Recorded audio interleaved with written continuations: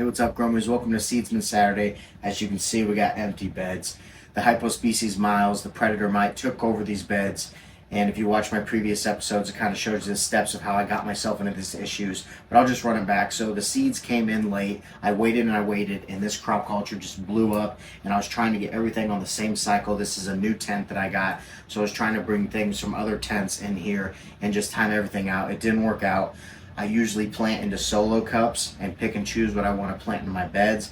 We were so far behind, I didn't have time, and I planted the seeds directly into the soil. Now, this isn't a huge deal, but with a living soil bed, it can be, because there's so much biology in there that can overrun and take over these seeds. Same with the 3.0 back here. The Hypoaspis Miles is very popular in the worm castings and in your compost, and even in the 3.0.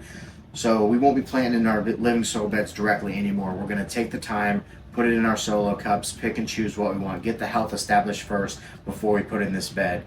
So as far as treating these beds, I'm going to be using some Pyganic, which is an organic cleanser, and some essential oils. I also am going to be using Organic Shield from Build-A-Soil. These are all natural organic pesticides, if you want to call them that.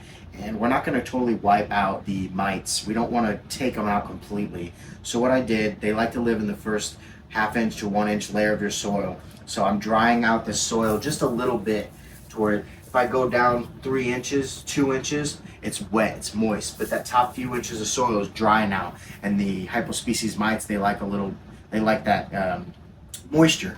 So we dried this out a little bit. We sprayed some Pyganic, some essential oils, and some Organic Shield last night, and now I'm doing the same thing. I'm just going to use a wand and mist this. I'm not going to necessarily water a bunch in, so I'll use a ½ gallon between these two beds, and I'm hoping that that's going to rid them, at least eliminate the big abundance of them, because like I said, balance is everything. Too much of anything, even if they are beneficial like the mites that I have, they can take out new seedlings, no problem. If they're a little more mature, they'd be able to fight it off. The Hypoaspis Miles wouldn't be messing with that. They like that softer, woodier, newer growth. They won't necessarily have a problem as your growth gets older. Like I said, you want these in your bed.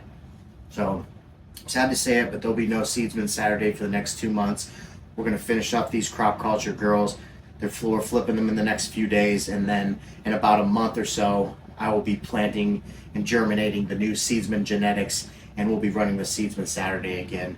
And we don't have plans for that just yet, but I just wanted to give you guys an update that I'm sorry we're not going to be running it, but I'll still be updating the other grows. We got the 4x4 with Vivos on, and then we have the crop culture that's an absolute beast.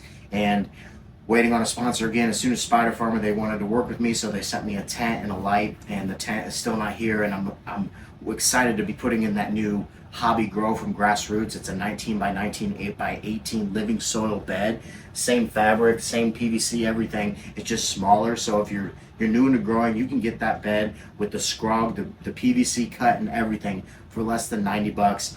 If you use Build-A-Soil, check out, use Cantaloupe. It might save you a little bit of money over there, but you can also buy directly from Grassroots. They're great people. You can see I love these beds. So that's all I got for you, growers. It's a sad day in the gardening. But it's going to happen, and as long as you just stay up on top of your IPM, don't get lax and lazy in your garden like I did, and try to just work with the best you got. I'd love to plant in here, but like I said, we're in the same light, and I can't flip these when I still have younglings in here. I could run autoflowers, but I'm just not a big autoflower guy. I don't know much about them. I'd love to run them in the future. Just right now I'm trying to work on regular seeds and feminized seeds and get that craft down. So that's all for now, Gromies. Check out my other videos. We just did an update on the crop culture. We did an update on the James Loud Permanent Midnight. Go check them out. And until next Seedsman Saturday, Gromies, much love, and I hope you have a great night.